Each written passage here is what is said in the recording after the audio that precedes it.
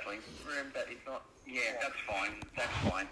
You're on the Vibe at 88.9 Wyn Fm. I'm Sam Muscat. And I'm Adam Smith. And you can email us on any subject you like, and we'd like to hear from you. And I've got to send out a big cheerio to a number of people who have written to us about the show. And there was one that wasn't so friendly, but I've got to say, Peter from Werribee, I get the issue in regards to not having enough local issues being raised, whereas I think we do have a lot of local issues raised. I mean, we've just had On the Beat, caring for our community with Senior Inspector Michael Cruz. Was that the right title?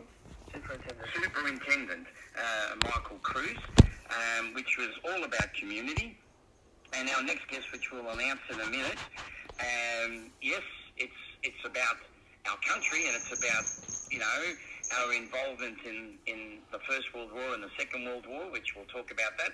Probably that's not community, but it is of great community interest, I've got to say. And I make no excuses for this part, that I want to give as much time as I possibly can in recognising, remembering and commemorating and honouring those who have served for the military, for our country, to make us a democracy that we are, even though sometimes that might be debatable how much of a democracy we are, but that's a different subject. But it's about honouring our fallen and our existing too, because we tend to forget that our military forces, our military personnel who are serving right now, still play a major role around the world, and it also protects our democracy too. So I'll never, ever discount taking my hat off to them. So having said that, of course, our next guest is Photos in the Attic, our great author, Donna Fechner, and her husband, Michael Fechner. And good morning to you both. Good morning, Sam. Happy Good morning, New Year, Aidan. Sam. Good morning, Happy New Year, listeners. Aidan. Yeah, Happy New Year to you too, Michael and Donna. And Donna, I mean, I know that you're on the same microphone right now.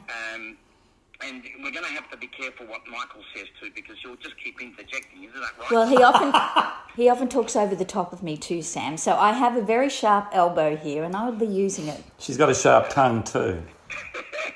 I love you both, seriously. And I've got to say, thank you so much for coming on the Vibe this morning too, because as you know, I'm a great follower of Photos in the Attic and that fantastic novel that you put together, Donna. And I'm waiting for the next sequence, which will be the history of Donna and Michael Fechner about where they've taken this in Vignacourt in the future. And, this morning when I was speaking to Aidan, we were having a debate about when was the last time we actually had you on the Vibe. Now, I looked at my records and it said the 4th of April 2023, but Aidan corrected me. When was it, Aidan? Boxing Day 2023. Yeah, and I couldn't believe it was Boxing Day. We spoke on Boxing Day. I don't understand that one. I can't. We'll talk to you any day, We'll Sam. talk any day, we yeah. don't mind. But it's a long time ago, Sam. It's over 12 months. Yeah, I mean, and it's not because, Donna has always been really keen to come on, but Michael, you were sort of always making excuses on why you couldn't come on. Oh, Sam, you're just too much, my friend, first thing in the morning. No, a lot's happened in the last 12 months. It's been a big 12 months. Well, I was just going to ask you that, and I wanted to ask both of you. I mean, I know that when I last spoke to you, we actually had a coffee together when you were in Melbourne, because you're up in the sunny Sunshine Coast where it's wet and raining, and you should be down in Melbourne. Extremely, where it's nice yeah. and warm. But we were talking about the movie based on the Photos in the Attic. So where is that all at right now? Well, the It's to start with, Sam. I think it's really important. It's a marathon. It's not a quick race. Any good project like this, and any movie project, a lot of them take a long time to work through. So we've been working through it. And I think that's the movie, is how to make a movie when you're not really in the business. So we've learned a lot of things over the past few years and met some amazing creative people. We've also met a few sharks along the way, but we're determined to get this story out there. So we have a fantastic director called Franco de Chiera, who is dedicated to the story, and we're close. we're really close. So we've adapted the screenplay to match the novel so that they reflect each other, even though the screenplay and the novel have different endings. So we've worked on that. We've worked on the prop document. We've updated things so that we're current according to the world environment we're living in, and the disastrous things that are happening in our current world. So we've been doing a lot of paperwork and a lot of backing up so that we're ready now to present our project to any investors. And it's interesting. We've spoken to a number of interesting film people recently, and we've gone through the story with them as they've asked about it. And they can't believe how close we have got. They have said that many other projects have never got this close and they've died and gone away. Ours has been so close, and we know that it is so close. It's just got, we've got a lot of support from a lot of people, and it's just a matter of making it happen, Sam, and it's happening. Yeah, and I was just thinking, for those who are just listening and maybe didn't get the story back in 2023, I can't believe it was that long ago, seriously. Yeah. Tell us a little bit again, or just refreshing us very briefly about the novel that you've written, Donna, Photos in the Attic, how that all came about and what's it based on. Well, it's based on the collection, the Tulier collection of photographs that Mr. Kerry Stokes acquired from this little tiny village in the northern part of France, about an hour north of Paris, where photographs were taken by this couple, Antoinette and Louis Tulier, during the First World War. Basically in 1916, and then again in 1918 when the Allied troops came towards their direction again. But most of the photographs haven't been identified. So we have these beautiful, beautiful shots with these gorgeous young men's faces with no names. So our main aim was to get more of these photographs, more of these faces named by making it more public, because nobody knew about the Tulier collection. It is presently sitting in the Australian War Memorial, and Kerry Stokes has donated it to there. But altogether there were 4,000 photographs, and I think 800 were Australian. About 800 are Australian. And 120, just over 120 have been identified.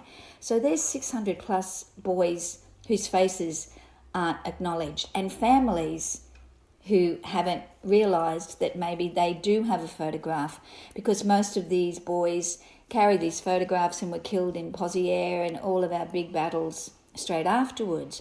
So we wanted to get out the story of the Tulier and how their job really helped families in Australia and helped the boys, because the boys would go to their farm and they would have a drink with the locals and they would chat with each other, and a bit of R&R in between battles, but also for the little village that is still existing and is still acknowledging our diggers and the English guys and the Nepalese and the Chinese, anybody who came through their village. They have a museum there dedicated to the spirit of these photographs.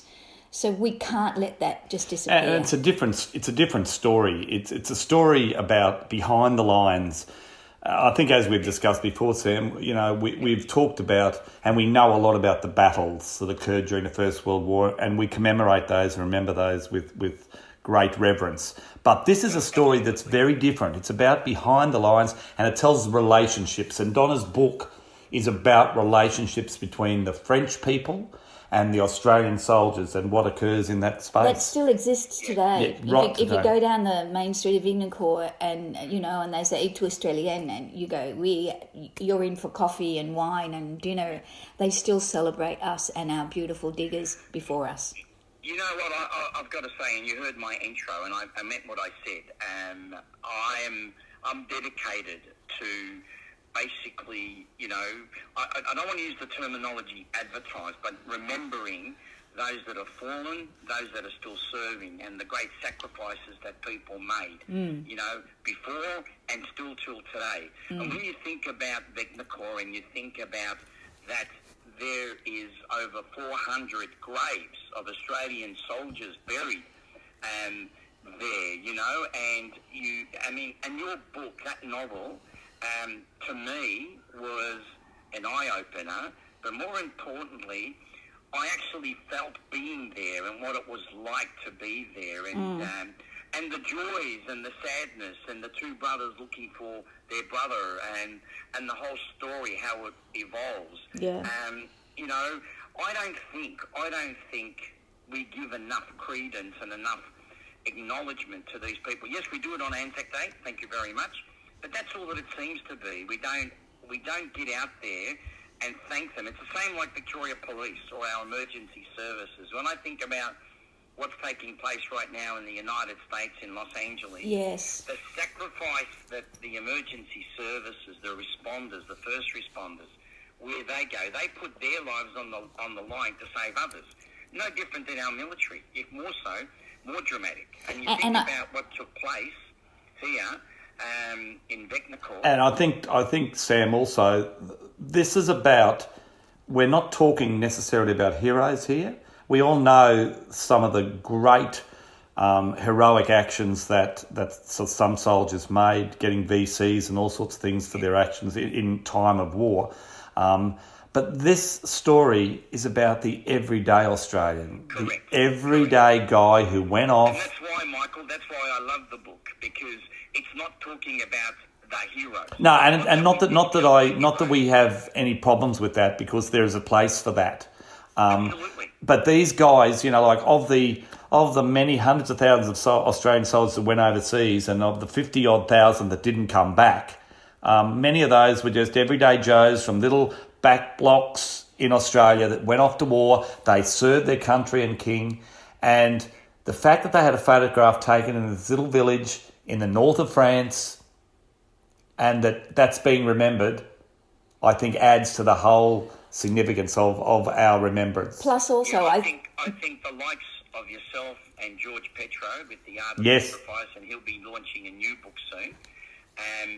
You know, I think, yes, he celebrates and commemorates some of the heroes, but he also does some of the regulars, if you like. And you're spot on. And I think that's the beauty of it. And I encourage people to get out and get the book, Photos in the Attic, if you haven't already, because it's a short story, a long story, but a real in-depth story. It's almost an oxymoron, isn't it? Well, yeah, and the important thing for me was to also include the role of women during the First World War, not just as nurses, but as women at home who stood up and took over the jobs that the men had, and the women in France who protected our boys, hopped out of their beds so our boys could rest in their beds in between battles, plus the role of the Indigenous soldier.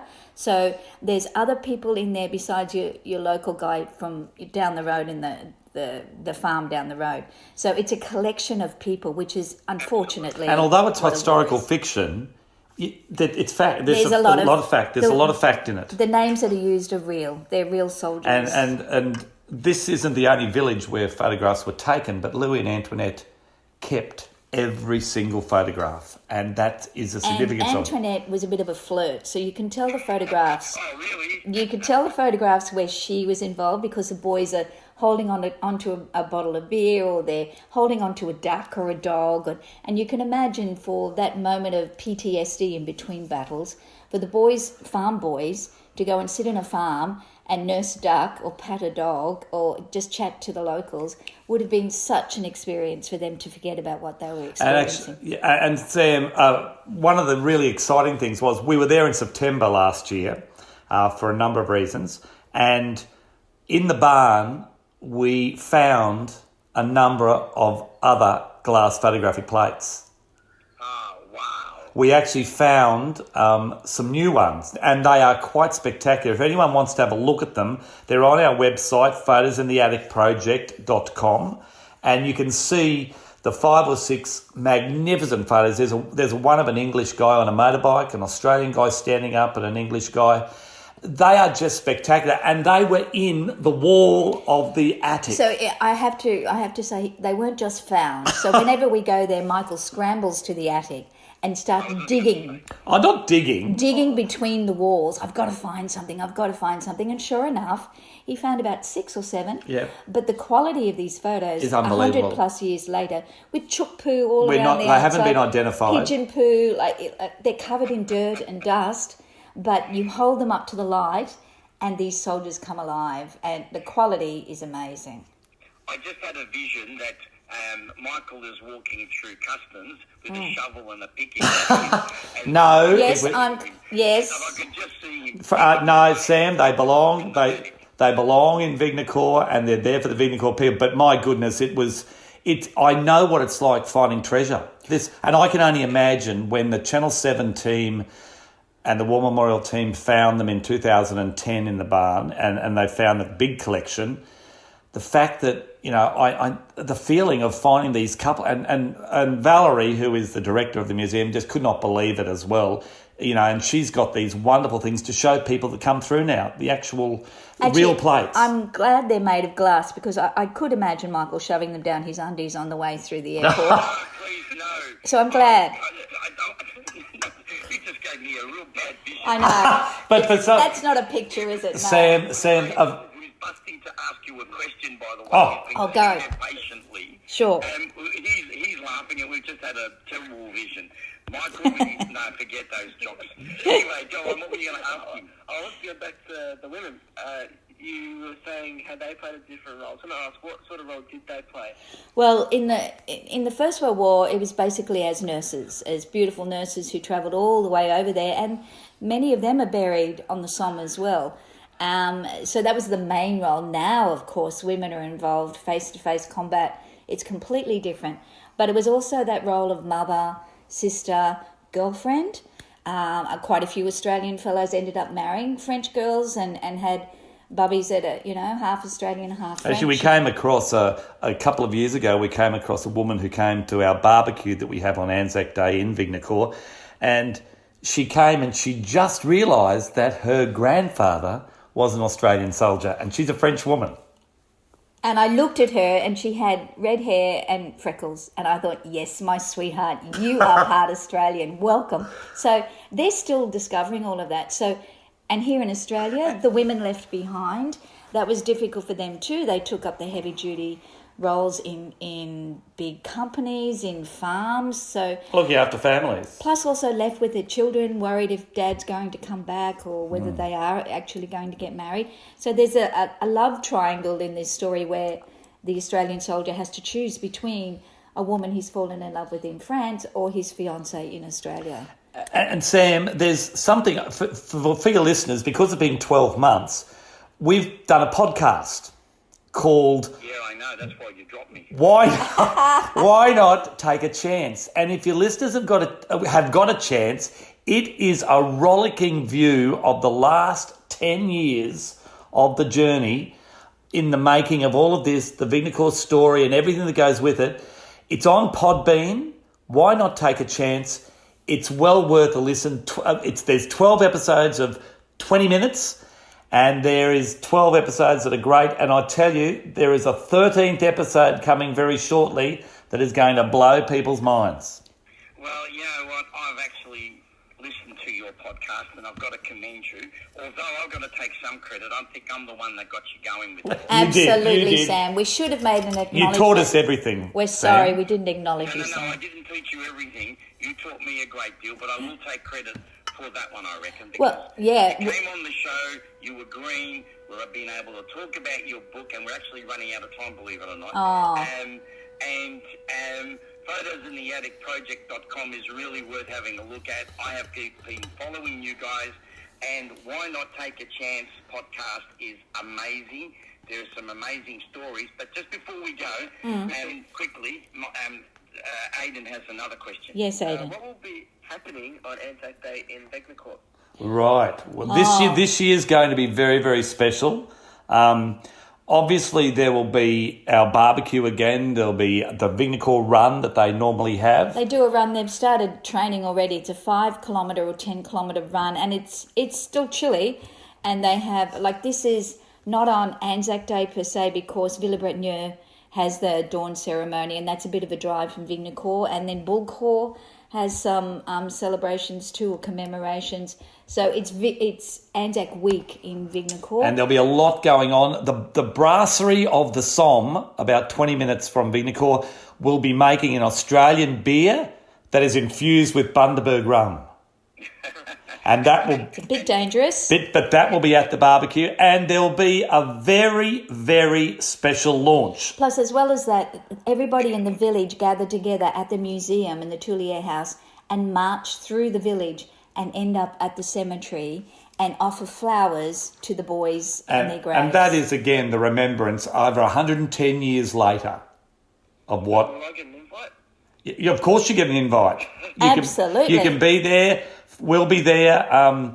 We're teaching again this year, but we're taking that time to go because, as I said, there is going to be a very special launch. And, Sam, we'd like to let you know about this in the coming weeks. As soon as it becomes formal. In the next couple of weeks, this will become official, and we want to let you know and the listeners know because this is going to be something so special that we've worked towards, and it's something really, really great. And it's also an opportunity for Australians like you, Aidan, of all ages, to come and spend some time in Vignacourt. All right, well, look, I'm going to have to be rude, unfortunately, and cut you off. I mean, Michael, you must be related to George Petro. Boy, you couldn't talk, both of you. But listen, thank you so much for being a part of the vibe this morning. I want to wish you all the very, very best for 2025. May it be everything that you've been working hard for come true. And I've got to say, on behalf of our veterans, on behalf of our serving, thank you for the great work that you do to ensure that we do not forget, not just the photos in the attic, but for all of those who are serving and have served. Yeah, Well, look, it's totally our pleasure honour. and it's a passion. It's our passion and we will continue it, believe us. All right, well, you have a great day, what's left of it. Aidan, Donna's going to send you that There's a book coming your way, Aidan. And an invite to Vignacourt. An invite to Vignacourt, and to all your listeners. stay as well. tuned, Sam. Big news coming. Don't you worry, I will be staying tuned and I will start to haunt you. Woohoo! Thank you guys, and thank you for being on the vibe. Have a great day. Have a Thanks, great day, Sam. guys. Bye, Aidan. Bye. Bye-bye. What a